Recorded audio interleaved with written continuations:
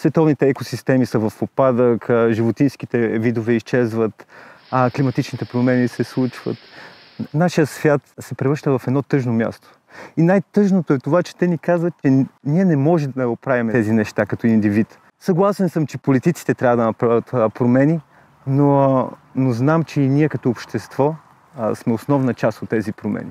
И заради това Хумана направи този проект, в който да покаже на хората, че те имат силата да променят света. Стартирахме преди 5 години, през 2019 година, август месец, и вече 5 години творим зеленчуци.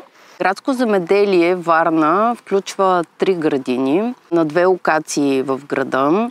В тези 3 градини работят 60 човека. До сега за 5 години сме дипломирали 50 градинари. Произвели сме над 12 тона екологично чисти зеленчуци. Провели сме над 100 семинара, много събития и сме участвали в много благотворителни акции.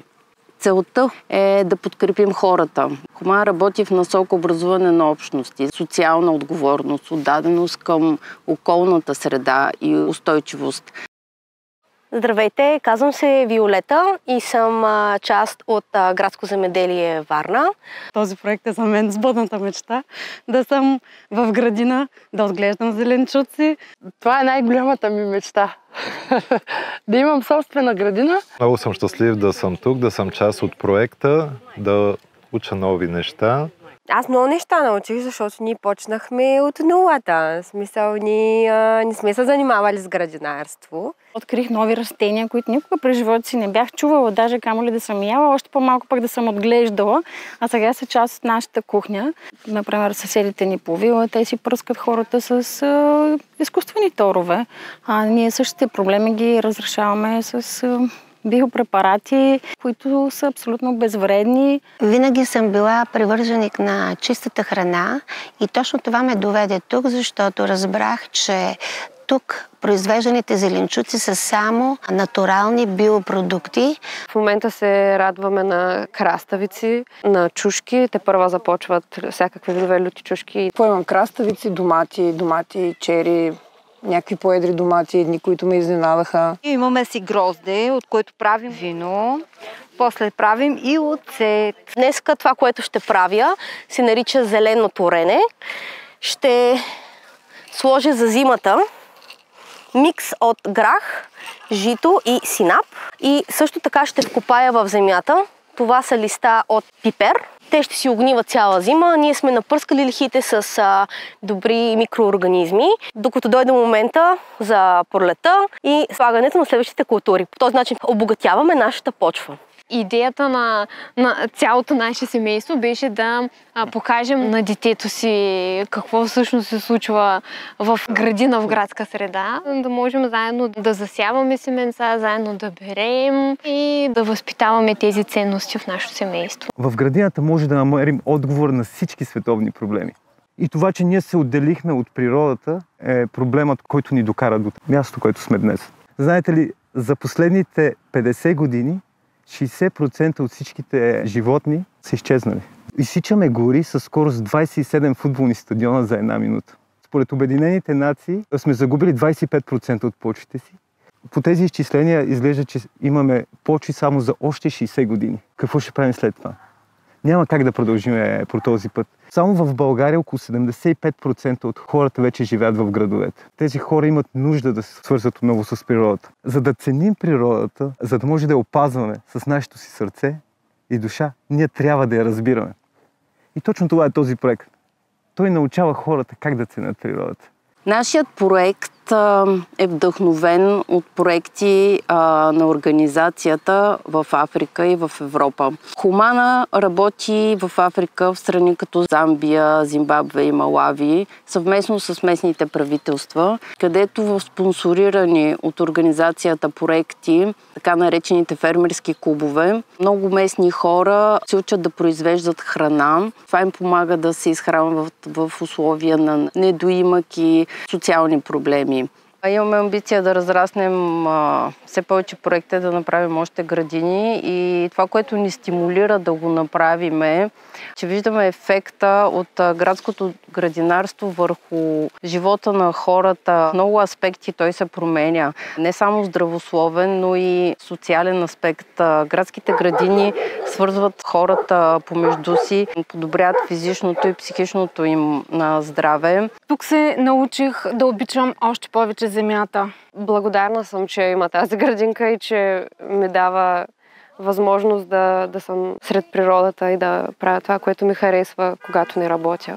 Нямат представа какво е да имаш градина и ако направят тази градина, ще разберат разликата веднага още на първия ден, защото хем чувството е по-приятно да имаш свое нещо, което ти си засадил, ти се грижиш за него като твое дете буквално. Бях в доста лош период от живота си. Бях в депресия и мога смело да кажа, че включването ми в проекта промени моя живот. Това нещо ми помогна. Природата наистина лекува и работата в градината лекува също. Получих знание, получих приятели, получих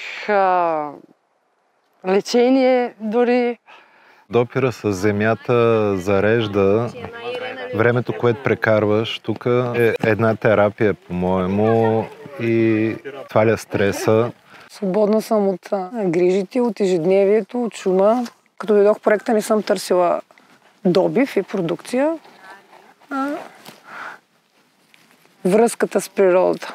Да се радвам на малкото зрънце, което е поникнало от моите ръце и което е станало ето е такова.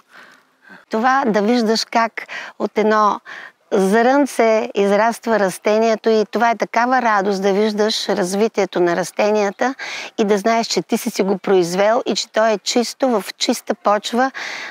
Това е удоволствието за мен. Всичко е екологично и това се отразява и на вкуса и на качеството на живот включително. И се оказа, че градинарството всъщност е един голям експеримент по наблюдение. Ние тук се учим всъщност да се доближаваме до природата, да се учим от нея. Когато си тръгвам с пълна кофичка с зеленчуци, наистина казвам благодаря и днес, че има какво да сложа в нея. Аз съм вече дипломиран градинар. Дадаха ми възможност да остана в проекта, за което съм много щастлива.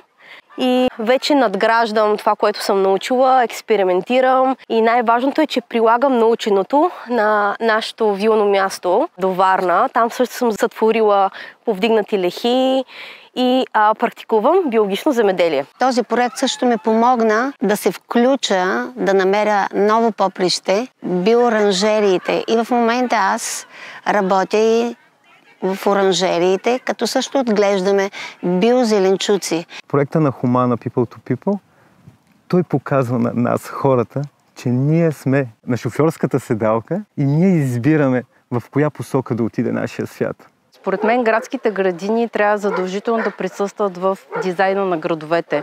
Това е едно уместно решение да свържи хората с природата. За да си градинар, това е отговорност.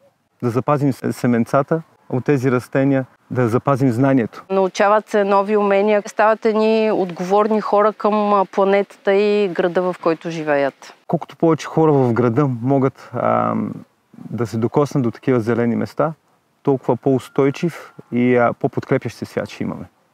Градината отново сме, отново заедно. Работим ни с усърдие, работим от сърце.